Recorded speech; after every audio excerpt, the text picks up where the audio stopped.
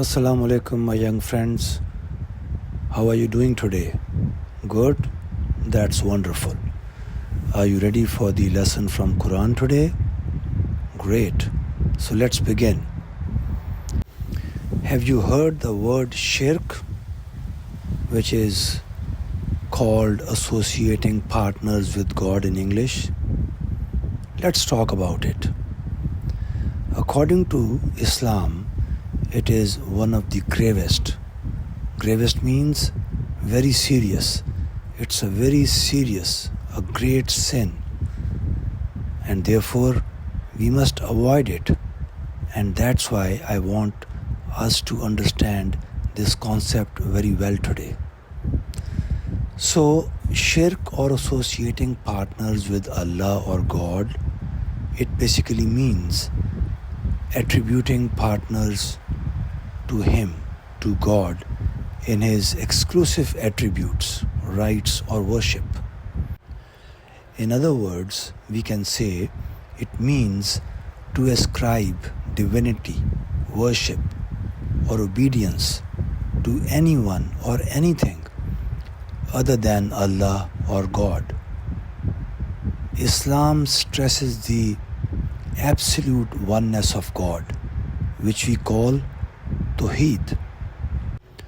Now let's look at some of the types or examples of shirk.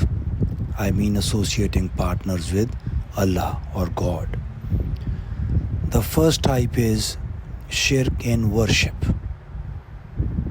This type involves directing acts of worship like prayers, supplications, sacrifices to anyone other than Allah or God. It includes idolatry, worship of saints, or any form of religious devotion directed to any other being or object. I hope you have understood that. Let's move on. Now the second type is shirk in belief. This means associating partners with Allah in His names and attributes. For example, claiming that someone else possesses attributes that are only for Allah, that exclusively belong to Allah, such as absolute knowledge or eternal existence. So this is the second type. Let's look at one more type, that is hidden shirk, which is not visible easily. This type of shirk or association of partners with God includes actions or intentions that may compromise the purity of one's faith.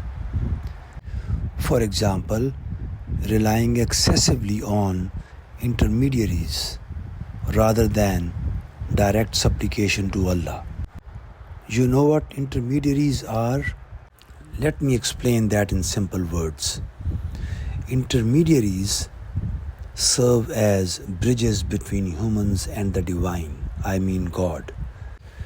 Another example of hidden shirk is having an inward attachment to worldly desires that undermines or weakens sincere devotion to Allah.